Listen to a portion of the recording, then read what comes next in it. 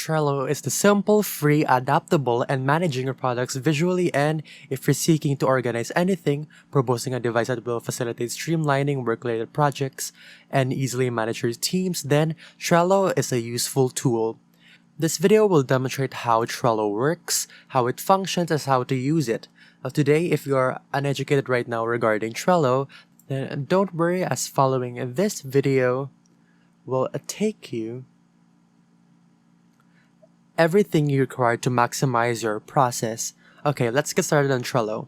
Get right to the juicy stuff. I'm on the Trello homepage. It is a tool for project management that enables you to collaborate and achieve more done. Consequently, if you wish to create an account, actually it's fairly simple. Consequently, the first step is to use Trello, and immediately clicking on Sign Up is located at the top. Right after that, you can register for your account. There are now various methods for doing this. You could type in your email. Alternatively, you may use Google or continue using Microsoft. Now, I personally like to use Google, so that's what exactly I'm going to do. Straight away, then as we move forward, we may begin now. Setting up our first project on Trello utilizes boards, cards, and lists, which I'll get into a bit later on in this video. However, let's begin with our first workflow.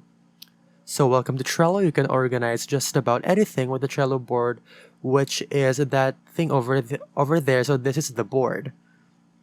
And essentially, this is what you're going to use to set up your workflow and to streamline everything.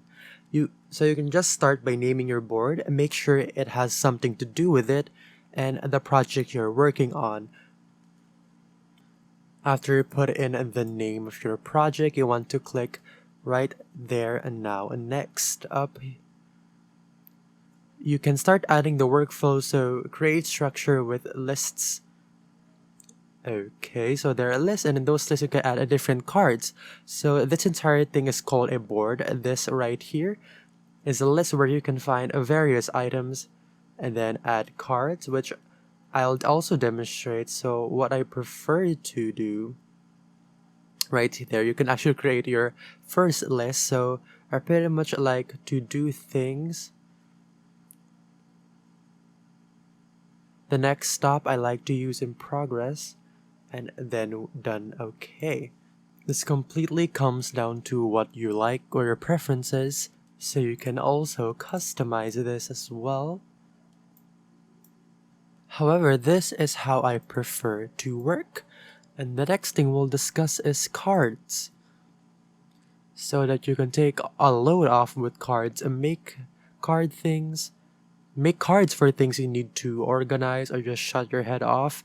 Okay, so we're going to work in now the list that's called things to do. And now what we're going to do is we're going to write down like a couple of things that you need to do for this specific project. And for the sake of this video, we set the example for our YouTube channel. So definitely like a thing that I need to do is, for example, keyword research, since that is an essential part of creating a YouTube channel or a video. So for example, we're done with the keyword, and then we'll have to outline that video. So once you actually made a video, all you need to do now is to edit the video, of course. And then you also need to upload it, but just for the time being, just to keep this very, very simple, I'm going to leave it like that. And up next, you can get into the details of a card. So right over here, you can add its descriptions, you can add some attachments, checklists, and comments, but I'll get into that into a little while in this video, so make sure guys you stay tuned until the end. So right now you're definitely ready to get started, and we have just created our first ever board. So what I personally like to do is I like to write down a list for my things to do for like the week, so like a schedule. So basically what I will do is I will write down all of the stuff that I need to accomplish within the week. So just for the sake of this video, I'm going to add a few more. And then that will be pretty much it. So let's say that this week I have to do this 5 things. Let's say that on Monday, I get started with the keyword research and that I finish it on that day as well. And what I would do is I would drag this, and you can select this and by clicking it and holding it, and I will drag this over to the done section so that I know that it's done. And then I like to click on the pen icon and then click on add labels, and then I definitely like to add a green label so to visualize, and I don't need to look further that it is done. The color itself is to signify that it has been done, so it makes it definitely easier for yourself to look at and to read the entire board within a glance. So now, for example, I also started to outline my videos on that day and I didn't quite make the cut to finish it. Then I will definitely drag this over to the in progress section over here and drop it there. And now I like to give those a orange label. And now we have a green label and an orange label. And those are really great to visualize and to get things within a snap. And now we can clearly see the things that I still need to do within the week. And now you can also add a few more details to this card. So what I would do right now is I would click one of these cards over here, and as you can see, you can add a description. You can add like a different checklist. So if you click on the checklist section, you can give that a little title as well. And you can add a different items. So for example, if you also like want to break down what you will be editing for that video, like you want to be precise. For the sake of the example, we're going to be putting choose music. Like we want to set a specific tone for that video, so we want to definitely put that out there. Then we might have to find a few different effects, and we might have to like download transitions for that video. So you can definitely see where this is going. So if this makes sense, you can basically add more things to a certain thing.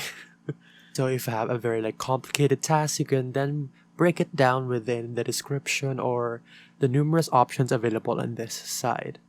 And once you're done with one of these, of course, you're just going to click the box and it's going to be mark as done. And those are pretty much just like the basics of adding boards, cards, and lists. And right now we're going to be jumping into the more advanced stuff. So just quickly go to the home page. I'm gonna click on boards, and on that page you're going to be seeing all of your boards.